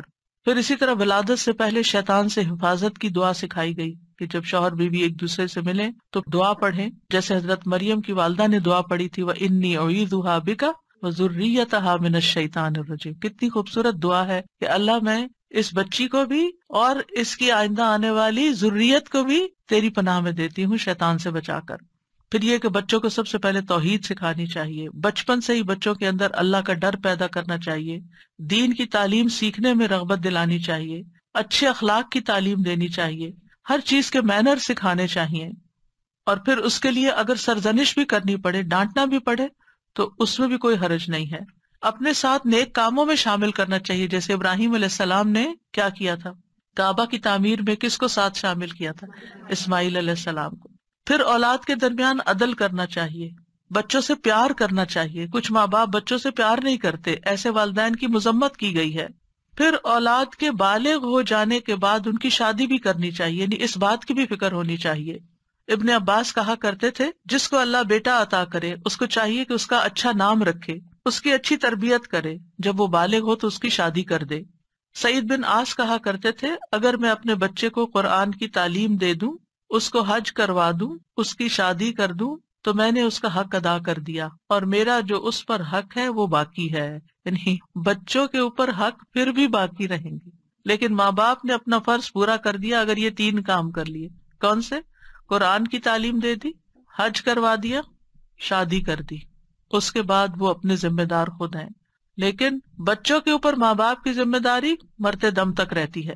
قتادہ کہتے ہیں اگر لڑکا بالغ ہو جائے اور اس کا باپ شادی نہ کرے بچے کی، اور وہ کسی بے حیائی کا ارتکاب کرے، یعنی کسی برائی میں پڑ جائے، تو باپ گناہ گار ہوگا، یعنی وہ لڑکا تو ہوگا ہی یا لڑکی تو ہوگی ہی، لیکن ماں باپ بھی گناہ گار ہوں گے۔ تو اس لیے شادی کے معاملے میں انسان کوشش ضرور کرے، رشتہ نہیں ملتا یا کوئی اسباب نہیں بن رہے تو وہ الگ بات ہے، لیکن ماں باپ کو اس بات کی فکر ہونی چاہیے، کیونکہ دیکھا گیا کہ وقت کے ساتھ ساتھ یہ فکر ختم ہو گئی ہے، اور بعض ماں باپ نے تو یہ چیز اولاد پر ہی چھوڑ دی ہے۔ پھر اسی طرح یہ بھی خوشخبری سن لیجئے کہ والدین کی دعائیں اپنی اولاد کے حق میں قبول ہوتی ہیں، اس لیے بچوں کے لیے زیادہ سے زیادہ دعائیں کیا کریں، یعنی خاص طور پر اگر بچے جو ہے وہ دور ہوں یا آپ کی ایکسپیکٹیشن پہ پورے نہیں اتر رہے ہوں تو ان کو اپنی دعاؤں میں یاد رکھیں۔ نبی صلی اللہ علیہ وسلم نے فرمایا 3 قسم کے لوگوں کی دعائیں قبول ہوتی ہیں اور ان کی قبولیت میں کوئی شک و شبہ نہیں، مظلوم کی دعا، مسافر کی دعا، اور والد کی اپنے اولاد کے لیے دعا۔ تو اس لیے ہمیں دعائیں کرتے رہنا چاہیے، اور ان دعاؤں میں ربنا ہب لنا من ازواجنا، جن کو آتی ہے وہ بھی پڑھے، ربنا ہب لنا من ازواجنا وذریاتنا قرۃ اعین وجعلنا للمتقین اماما۔ اب اس میں آپ دیکھیے کہ آپ نے فوکس کرنا ہے ازواج، ذریات، اور پھر للمتقین اماما، للمتقین اماما۔ اس میں وہ لوگ بھی آ جاتے ہیں جن کے ازواج نہیں یا جن کی اولاد نہیں، تو وہ کیا ہے؟ متقین کے امام۔ کیونکہ آپ دیکھیے کہ حضرت عائشہ رضی اللہ تعالیٰ عنہا جو تھی بہت ینگ ایج میں 18 ایئرس کی تھی کہ وہ بیوہ ہو گئی تھی، بہت چھوٹی عمر میں، لیکن آپ کو معلوم ہے ان کے شاگردوں کی تعداد کتنی زیادہ ہے۔ ایک تو کچھ ڈائریکٹ شاگرد تھے نا، اور ایک آج تک ہم سب شاگرد ہیں ان کے۔ انہوں نے جو احادیث روایت کی یعنی وہ ان صحابہ میں سے تھی جو مکثرین تھے، جن کی احادیث کی تعداد ہزاروں میں پہنچتی. تو انہوں نے جو حدیث روایت کی اور لوگوں نے جو پڑھی اور آگے پڑھائی اور سکھائی، وہ سب ان کے شاگرد بنتے ہیں. تو ایسے لوگ جو وہ علم حاصل کرتے ہیں اور وہ تقوی حاصل کرتے ہیں، تو یہ بھی ایک لیڈرشپ ہوتی ہے. ہو سکتا ہے کہ یہ لیکچر کچھ ایسے لوگ بھی سن رہے ہوں کہ جن کی ابھی شادی نہیں ہوئی، یا شادی ہوئی تو شوہر نہیں ہے، شوہر چلا گیا دنیا سے، یا ڈیورس ہو گئی، یا پھر یہ کہ شادی ہوئی شوہر ساتھ ہے لیکن بچے نہیں ہوئے، یا یہ کہ بچے ہوئے اور فوت ہو گئے. یعنی کئی سیناریوز ہیں نا، کئی سچویشن بن جاتی ہیں. تو جو بھی کوئی سچویشن ہو، اس میں دعا کا یہ پہلا حصہ پڑھنے کے ساتھ ساتھ دوسرا حصہ آپ کے لیے ایک زبردست تسلی کا ذریعہ ہے کہ اگر ہمارے پاس دنیا کی یہ نعمتیں نہیں ہیں، یہ دنیا کی نعمتیں ہیں نا، اگر اللہ تعالیٰ نے لے لی تو اللہ تعالیٰ اس کا عوض بھی بہت زبردست دے گا. تو اللہ نے جو دوسری اپرچونٹیز اور جو دوسرے مواقع رکھے ہیں، ان سے ہمیں فائدہ اٹھانا چاہیے اور ایسے کام کرنے چاہیے اور ایسے کاموں میں اپنا وقت لگانا چاہیے. اور خاص طور پر میں ان خواتین سے کہوں گی جن کے بچے بڑے ہو چکے ہیں، جو اپنے بچوں سے فارغ ہو چکی ہیں اور اللہ تعالیٰ نے ان کو صحت جیسی نعمت عطا کر رکھی ہے، ان کو وقت دے رکھا ہے، ان کو مال دے رکھا ہے، وہ اپنے وقت کو کمیونٹی سروسز میں ضرور لگائیں. یعنی اگر تعلیم ہے ان کے پاس تو دوسروں کو تعلیم دیں، اور اگر ان کے پاس کوئی سکلز ہیں تو وہ دوسروں کو سکلز سکھائیں، اور اگر کسی بھی قسم کا کوئی والنٹیئر ورک وہ کر سکتے ہیں تو اپنے آپ کو خود آفر کریں. تو ہو سکتا ہے کہ جہاں پر آپ آفر کریں وہاں آپ کے لیے کوئی اپرچونٹی موجود ہو اور آپ نیک کام میں حصہ لے لیں. اور اس کا یہ مطلب نہیں کہ یہ صرف فارغ لوگوں کا کام ہوتا ہے کہ وہ دین کی خدمت کرتے رہیں. صحابہ کرام نے اپنی ازواج اور اولاد کے ساتھ بھی یہ کام کیا ہے. یاد رکھیے، جس طرح ہم اپنی دنیا کو بنانے کے لیے، اپنی اولاد کو سنوارنے کے لیے ہم کوشش کرتے ہیں، اسی طرح ہمیں دوسروں کی اولاد اور دوسرے لوگوں کی بھی فکر ہونی چاہیے، ان کے لیے بھی خیر خواہی کرنی چاہیے. اور میں نے اپنی زندگی میں ایکسپیرئنس کیا ہے کہ میں نے شاید اپنے بچوں سے زیادہ دوسروں کی فکر کی ہے اور اللہ تعالیٰ نے وہ خیر واپس لوٹا دی. یعنی اپنی اولاد کو شاید اتنا وقت جتنا ایک عام ایوریج ماں باپ دیتے ہیں اتنا شاید نہ دے سکی، لیکن الحمدللہ اللہ سبحانہ وتعالیٰ نے وہ خیر قبول کی اور میرے بچوں کو بھی ہدایت دے دی. تو ایسا نہیں ہوتا کہ جب ہم خیر بانٹتے ہیں تو خود خیر سے محروم ہو جاتے ہیں. کوئی امتحان آزمائش تو ہو سکتی ہے. ہمیشہ نوح علیہ السلام کی مثال یاد رکھیے کہ وہ ایک باپ تھے جنہوں نے سارے بچوں کی ایکولی تربیت کی، لیکن ایک بچہ نہیں مانا. بعض اوقات ایسا ہوتا ہے کہ آپ اپنا تن من دھن لگا دیتے ہیں لیکن کوئی ایک بچہ نہیں مانتا، تو پھر اپنے آپ کو گلٹ میں نہ رکھیں، اپنے آپ کو ہر وقت پریشانی میں نہ رکھیں کہ میں نے کمی کی ہے، میری طرف سے کوئی کوتاہی ہے. کیونکہ آہستہ آہستہ شیطان اس کو وسوسے ڈالتا ہے کہ دیکھا نا، تم دوسروں کی فکر کرتی رہی اور تمہاری اولاد بگڑ گئی. نہیں، اب ہم کیا نوح علیہ السلام کو یہ کہیں گے کہ وہ دن اور رات، آپ سورۃ نوح پڑھیں، دن میں بھی تبلیغ کی، رات میں بھی کی، چپکے سے بھی کی، اوپنلی بھی کی، دن اور رات یہ سارے کام کیے. تو کوئی ان کو کہے آپ لگے رہے نا لوگوں میں، اس لیے آپ کا یہ بچہ بگڑ گیا، کیا ہم یہ کہہ سکتے ہیں؟ نعوذ باللہ، ہرگز نہیں کہہ سکتے، استغفر اللہ، کبھی بھی نہیں کہہ سکتے، معاذ اللہ. کیونکہ ہم کسی پیغمبر کے بارے میں یہ سوچ بھی نہیں سکتے کہ انہوں نے اپنی اولاد کے لیے کوئی کوتاہی کی. لیکن یہ اللہ کی حکمت ہے نا، اور تقدیر کا ہم پڑھ چکے ہیں، یہ اللہ کی تقدیر میں ہوتا ہے. ٹھیک ہے، ایک ناقابل برداشت بات ہوتی، لیکن پھر بھی میں نے اپنے استاد سے بہت پہلے ایک بات سنی تو اس کو میں نے پلے باندھ لیا. انہوں نے کہا تھا، تفسیر کی کلاس میں تفسیر پڑھاتے تھے ہمیں ماسٹرز میں، انہوں نے کہا کہ اگر آپ چاہتے ہیں نا آپ کا بچہ کھائے، کیونکہ مائیں بڑی پریشان رہتی، بچہ کھاتا نہیں ہے، آپ دوسروں کے بچوں کو کھلائیں. آپ کا بچہ دودھ نہیں پیتا، آپ بچوں میں دودھ بانٹیں. آپ کا بچہ سیکھتا نہیں، تعلیم نہیں آ سکتا، آپ اوروں کے بچوں کو پڑھائیں. جو خیر آپ دوسروں کو دیں گے وہ خیر آپ پر واپس آئے گی. ان احسنتم احسنتم لانفسکم، یہ نہیں ہو سکتا کہ آپ دوسروں کے لیے بھلا کریں اور اللہ تعالیٰ آپ کو چھوڑ دے. ان تنصروا اللہ ینصرکم ویثبت اقدامکم، دین کی مدد کرنا اللہ کی مدد حاصل کرنے کا ذریعہ ہے، اور ثابت قدمی کا، دین پر ثابت قدمی کا. کیونکہ آپ دیکھیے، اگر آپ پاور ہاؤس سے اپنے گھر کی بجلی کا کنیکشن کاٹ دیتے ہیں تو کیا ہوتا ہے؟ آپ کا گھر اندھیرے میں چلا جاتا ہے. قرآن سے، قرآن والوں سے، قرآن کی مجالس سے اگر آپ اپنے آپ کو یہ کہہ کے پیچھے کر لیتے ہیں کہ میں اپنے بچوں کی تربیت کر رہی ہوں، تو یہ ایک دھوکا ہوگا، کیونکہ ایسے بچوں کی تربیت نہیں ہوتی. اگر آپ کا دل خالی ہے اور آپ کے اندر ایمان بھرا ہوا نہیں ہے، اگر آپ کے اندر یقین نہیں ہے، اگر آپ ایک اچھے رول ماڈل نہیں ہے، اور یہ ساری چیزیں آپ کو قرآن سے جڑے رہنے سے ملتی ہیں، قرآن والوں سے جڑے رہنے سے ملتی ہیں، تو پھر آپ اپنے بچے کی تربیت خالی خولی کہاں سے کریں گے؟ آپ 24 گھنٹے بھی اپنے بچے پہ اینک لگا کے رکھے نا کہ میں اس پہ توجہ کر رہی ہوں، ہدایت پھر بھی اللہ نے دینی، لیکن جب آپ اللہ کا کام کریں گے تو انشاءاللہ اللہ تعالیٰ آپ کے بچوں کو ضرور ہدایت دے، وہ آپ کو تنہا نہیں چھوڑے گا. اور اگر پھر بھی ان کو ہدایت نہیں ملتی تو معلوم نہیں اللہ کی کیا حکمت ہے جو ہمیں نہیں پتا. ہمیں نہیں پتا، ہو سکتا ہے کسی ایک بچے کی تکلیف ہمارے اللہ کے ساتھ جڑے رہنے کا ذریعہ بن جائے. بعض اوقات ایسا ہوتا ہے نا کہ ساری نعمتیں ملی ہوتی، سارے بچے بہت آؤٹ اسٹینڈنگ ہوتے ہیں، ایک بچہ پڑھ کے ہی نہیں دیتا. میری اپنی ایک رشتے دار ہے، ماشاءاللہ 6 بچے ان کے، 5 ڈاکٹر ہیں، ایک نہیں بنی. تو اب اللہ کی مرضی نا، باپ بھی ڈاکٹر، سارا گھرانہ ڈاکٹرز کا، لیکن جو نہیں بنی اب وہ سارا وقت اپنے آپ کو کوسے، شاید میں نے اس کی تربیت میں کوئی کمی کی، شاید میں نے اس کو صحیح سے نہیں پڑھایا. نہیں بھائی، اس کی نہیں تھی دلچسپی. ہر کوئی ڈاکٹر نہیں بننا چاہتا، ہر کوئی دین کا عالم نہیں بننا چاہتا، ہر کوئی وہ کام نہیں کرنا چاہتا جو آپ اس کے لیے سجیسٹ کر رہے ہیں. اس کی اپنی ایک سوچ ہے، اس کی اپنی ایک رائے ہے. تو اس میں بچوں کو مارجن بھی دے، اس میں تھوڑی سی آزادی بھی دیں، اور ان کے لیے خوب دعائیں کریں. کیونکہ جب ہماری زندگی میں کوئی مشکل آ جاتی ہے نا، کوئی آزمائش آ جاتی ہے، تو پھر کیا ہوتا ہے، ہم اللہ سے اور قریب ہو جاتے ہیں. بعض اوقات پتہ کیا ہوتا ہے، ہم نماز کے ساتھ چند نوافل پڑھ لینا ایکسٹرا، اور چند نفلی روزے رکھ لینا، اور حج کے ساتھ عمرہ بھی کر لیں، پھر ہم اپنے آپ کو کیا سمجھنے لگتے ہیں، ہم بہت نیک ہو گئے، ہم نے بہت اچھے اچھے کام کر لیے ہیں. لیکن ہوتا کیا ہے کہ ابھی کمی ہوتی ہے کہیں اور ہمیں پتہ نہیں ہوتا، اتنے میں اللہ کی طرف سے کوئی آزمائش آ جاتی ہے. پھر جو ہماری دعاؤں میں رونا ہوتا ہے، اور پھر جو ہماری دعاؤں میں اخلاص ہوتا ہے، اور پھر جو ہماری دعاؤں میں اصرار ہوتا ہے اور تکرار ہوتا ہے اور ہمارا تڑپنا ہوتا ہے، وہ اس سے پہلے نماز، روزہ، حج، زکوٰۃ کسی چیز میں نہیں تھا. ہم آزمائش کے ساتھ جتنے اللہ کی طرف جاتے ہیں، نعمتوں کے ساتھ اتنے نہیں جاتے. یہ مانی ہوئی بات ہے، ہم سب کا تجربہ ہے. تو اس لیے بہت ضروری ہے کہ ہم کوشش کریں اور اس کے ساتھ ساتھ اللہ سے دعا کرتے رہیں، وَجْعَلْنَا لِلْمُتَّقِينَ إِمَامًا. اللہ ہمیں متقی ساتھی دے، متقی دوست دے، متقی اٹھنے بیٹھنے والے دے، ایسے لوگوں میں اٹھے بیٹھے ملیں جلیں اور ان کی رہنمائی کریں کہ جو تقوی والے ہوں، تاکہ ہمارے تقوی میں بھی اضافہ ہوتا چلا جائے. کیونکہ انسان اپنے ماحول کی پیداوار ہوتا ہے، جس طرح کے دوستوں میں، جس طرح کے لوگوں میں وہ رہتا ہے، ویسی ہی سوچ اس کی بننا شروع ہو جاتی ہے.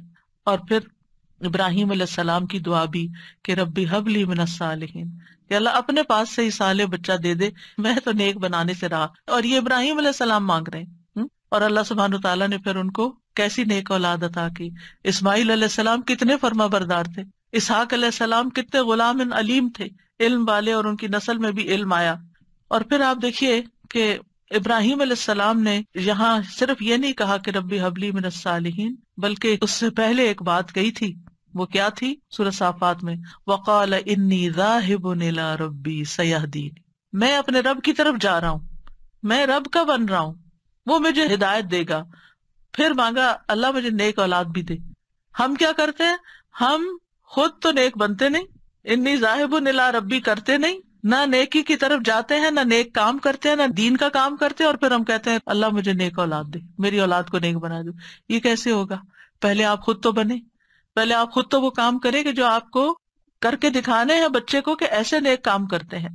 اور پھر آپ دیکھیں کہ ابن جریر طبری کہتے ہیں کہ ابراہیم علیہ السلام کی دعا یہ تھی کہ اللہ مجھے اپنی طرف سے ایسا بیٹا عطا کر جو نیک لوگوں میں سے ہو، ایسے لوگ جو تیری اطاعت کرتے ہیں، تیری نافرمانی نہیں کرتے، زمین میں اصلاح کے کام کرتے ہیں اور زمین میں فساد برپا نہیں کرتے. یعنی مجھے ایسی اولاد چاہیے. اس سے یہ بات بھی پتہ چلتی ہے کہ انسان خواہ کتنا ہی قدر و منزلت والا ہو، خلیل اللہ ہی کیوں نہ ہو، پھر بھی وہ اللہ کا محتاج ہے، پھر بھی وہ اللہ تعالیٰ سے دعائیں کرے کہ ربی حبلی من الصالحین.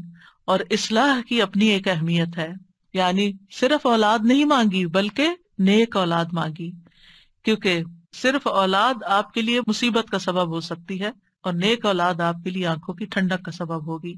اور پھر یہ کہ ابراہیم علیہ السلام کی دعاؤں میں وَمِن ذُرِّيَّتِنَا أُمَّةً مُّسْلِمَةً لَكَ، سبحان اللہ، اتنی بڑی دعا مانگ لی. یعنی صرف نیک اولاد نہیں بلکہ ہماری ذریات، یعنی اولاد کی اولاد، اولاد کی اولاد، اولاد کی اولاد، اس میں ایک امت مسلمہ پیدا کر دے. کتنے خوبصورت الفاظ کا چناؤ تھا.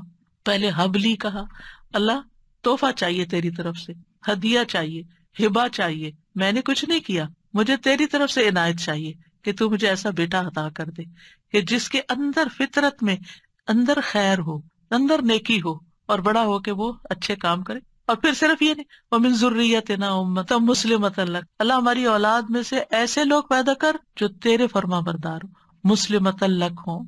اور پھر آپ دیکھیے کہ کس طرح اللہ سبحانہ تعالیٰ نے ابراہیم علیہ السلام کو نوازا. سبحان اللہ، ابو الانبیاء ہے، انبیاء کے باپ ہیں. اور پھر آپ دیکھیے کہ جتنے بھی الہامی مذاہب ہیں، کرسچینٹی ہے یا جوڈازم ہے، اسلام ہے، ان سب کے وہی لیڈر ہیں. اللہ تعالیٰ نے کہا تھا نا، انی جاعلک للناس اماما، یا ابراہیم میں تمہیں لوگوں کا امام بنانے والا ہوں. اور کس طرح پھر اللہ تعالیٰ نے ان کو امام بنایا. پھر اسی طرح اگر اولاد نہ ہوتی ہو تو پھر یہ دعا کرتے ہیں، رب لا تذرنی فردا وانت خیر الوارثین، اے میرے رب تو مجھے اکیلا نہ چھوڑ، تو ہی سب وارثوں میں سے بہتر وارث ہے. یہ زکریا علیہ السلام کی دعا تھی کہ رب لا تذرنی فردا وانت خیر الوارثین. تو اللہ نے دعا قبول کر لی. فاستجبنا لہ ووہبنا لہ یحییٰ، ہبہ ہے یہاں بھی، اور ہم نے اس کو یحییٰ عطا کیا. واصلحنا لہ زوجہ، اور اس کی بیوی کی اصلاح کر دی. کیوں؟ انہم کانوا یسارعون فی الخیرات، کیونکہ وہ نیکیوں میں سبقت کرتے تھے، نیکیوں میں دوڑ دوڑ کے جاتے تھے. وَيَدْعُونَنَا رَغَبًا وَرَهَبًا، اور وہ ہمیں رغبت اور رہبت، امید اور خوف کے ساتھ پکارتے تھے. وَكَانُوا لَنَا خَاشِعِينَ، یہ تین چیزیں دعاؤں کی قبولیت کا ذریعہ ہیں. نیکی کے کاموں میں تیز جانا، جلدی کرنا، سستی نہ کرنا. یسارعون، سرعت سے ہے یہ لفظ، کہ ان انبیاء کی دعائیں کیوں قبول ہوئیں؟ کیونکہ وہ نیکی کے کاموں میں تیزی دکھاتے تھے، دوسرے دعائیں کرتے تھے. وَيَدْعُونَنَا رَغَبًا وَرَهَبًا، یعنی کوشش بھی کرنی ہے، بھاگنا بھی ہے اللہ کی طرف، اور دوسرے دعائیں کرنی ہے، اور تیسرے تکبر میں نہیں آنا. وَكَانُوا لَنَا خَاشِعِينَ، وہ ہمارے لیے خشوع کرنے والے تھے. ابن قیم کہتے ہیں نیک اعمال کرنا اور اس کی طرف سبقت لے جانا دعا کی قبولیت کے بڑے اسباب میں سے ہے. اسی لیے اللہ تعالیٰ نے ان کی دعائیں قبول کر لی. پھر ایک اور دعا ہے جو حضرت زکریا علیہ السلام نے ہی مانگی، رب ہب لی من لدنک ذریۃ طیبہ انک سمیع الدعاء، اے میرے رب مجھے اپنی طرف سے نیک اور پاکیزہ اولاد عطا فرما، بے شک تو ہی دعائیں سننے والا ہے. یعنی ہبہ وہ ہوتا ہے نا جو بغیر معاوضے کے خوش دلی اور احسان کے طور پر کسی کو کوئی چیز دے دی جائے. یعنی ایک ہبہ ہوتا ہے، ایک ہدیہ ہوتا ہے، ایک صدقہ ہوتا ہے. تو صدقہ وہ ہوتا ہے جس سے آخرت کا اجر و ثواب چاہیے، اور ہدیہ وہ ہوتا ہے جس سے تحفہ دینے والے اور جس کو تحفہ دیا گیا اس کے درمیان محبت پیدا کرنا مقصود ہوتا ہے. یعنی ہدیہ محبت کے لیے ہوتا ہے، اور ہبہ جو ہے وہ کسی مقصد کے لیے ہوتا ہے. ہبہ وہ چیز ہوتی ہے کہ جس کو ہبہ کی جاتی ہے صرف اس کا فائدہ مطلوب ہوتا ہے. ٹھیک ہے، مطلب یہ تھا کہ اے اللہ مجھے اپنے پاس سے ایسا ہدیہ دے جو بغیر کسی عوض کے، میری بغیر کسی کوشش اور محنت کے ہو، تو بس تو آپ عطا کر دے. من لدن کا، اپنے پاس سے دے دے، کیونکہ تیرے پاس تو سب کچھ ہے. اور پھر ذریۃ طیبہ دے، جو اپنے اقوال و افعال میں پاک ہو، جسموں میں پاک ہو. انک سمیع الدعاء، آپ تو دعائیں سننے والے. یہ محبت اور رحمت کو کھینچ لانے والی بات ہے. تو دعا کرنا جو ہے انبیاء کی سنت ہے. اور پھر اللہ کی جگہ یا اللہ کہنے کی بجائے رب بھی کہا گیا ہے، رب کو وسیلہ بنا کر دعا کی گئی ہے. اسی لیے آپ دیکھیں انبیاء کی ساری دعائیں ربنا سے شروع ہوتی ہیں یا ربی سے شروع ہوتی ہیں. اور پھر صرف اولاد نہیں، نیک اولاد، اور پھر اولاد کو نیک بنانے کے اسباب بھی. اور پھر یہ یقین کہ دعا تقدیر کو بدل دیتی ہے. حضرت زکریا انتہائی بوڑھے تھے لیکن انہوں نے یقین سے دعا کی. اور پھر ابراہیم علیہ السلام کی دعا، رب اجعلنی مقیم الصلاۃ ومن ذریتی ربنا وتقبل دعا، اے میرے رب مجھے بھی اور میری اولاد کو بھی نماز قائم رکھنے والا بنا. اے میرے رب میری یہ دعا قبول فرما. ربنا اغفر لی ولوالدی وللمؤمنین یوم یقوم الحساب، اے ہمارے رب مجھے اور میرے والدین اور تمام مومنوں کو اس دن معاف فرما دے جب حساب لیا جائے گا. رب اوزعنی ان اشکر نعمتک التی انعمت علی وعلی والدی وان اعمل صالحا ترضاہ واصلح لی فی ذریتی. یہ بھی اولاد کے لیے دعا ہے کہ اللہ میری ذریت کی اصلاح کر دے، میری ذریت کو نیک بنا دے. انی تبت الیک، میں تیری طرف واپس پلٹتا ہوں، توبہ کرتا ہوں. وانی من المسلمین، اور بلا شبہ میں فرما بردار ہوں. اور ربنا وجعلنا مسلمین لک ومن ذریتنا امۃ مسلمۃ لک وارنا مناسکنا وتب علینا انک انت التواب الرحیم. اے ہمارے رب ہم دونوں کو، یعنی ابراہیم اور اسماعیل علیہ السلام نے یہ مانگی تھی دعا، اپنا فرما بردار بنا لے، اور ہماری اولاد میں سے ایک جماعت پیدا کر جو تیری فرما بردار ہو، اور ہمیں اپنی عبادت کے طریقے بتلا اور ہماری توبہ قبول فرما، بے شک تو بڑا توبہ قبول کرنے والا، نہایت رحم کرنے والا ہے۔ اور پھر آپ دیکھیے کہ کس طرح اللہ سبحانہ تعالیٰ نے وہ دعا قبول کی، اور محمد صلی اللہ علیہ وسلم ان کی اولاد میں پیدا ہوئے، اور پھر ان سے امت مسلمہ پیدا ہوئی۔ تو یہ دعا جو ہے اس کی قبولیت میں بہت عرصہ لگا تھا، لیکن قبول ہوئی، تو اس لیے انسان کو مایوس نہیں ہونا چاہیے۔ اور اسی طرح یہ دعا جو مسنون دعا ہے، اللہم انی اعوذ بک من جار السوء ومن زوج تشیبنی قبل المشیب ومن ولد یکون علی ربا ومن مال یکون علی عذابا ومن خلیل ماکر عینہ ترانی وقلبہ یرعانی ان رأى حسنة دفنها وإذا رأى سیئة اذاعها۔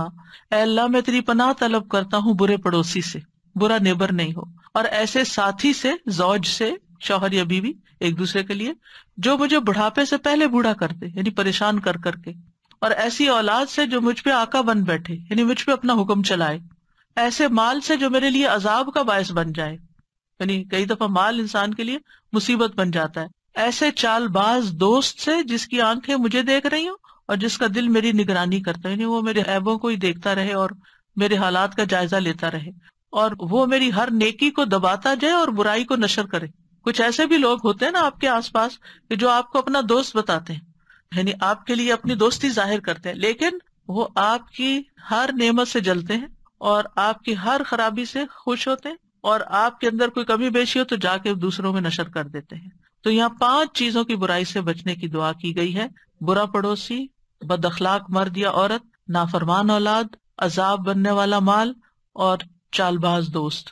تو بہرحال یہ تھا آج کا ہمارا پروگرام، اور آج اتنے اتفاق کی بات ہے، یہ ہمارا 7واں پروگرام تھا، اور آج 7 اپریل ہے، اور آج ہی میری شادی ہوئی تھی، تو بغیر کسی پلاننگ کے یہ ساری چیزیں اتفاق سے جمع ہو گئی، الحمدللہ۔ وآخر دعوانا ان الحمدللہ رب العالمین۔ سبحانک اللہم وبحمدک، اشہد ان لا الہ الا انت، استغفرک واتوب الیک۔ السلام علیکم ورحمۃ اللہ وبرکاتہ۔ وعلیکم السلام۔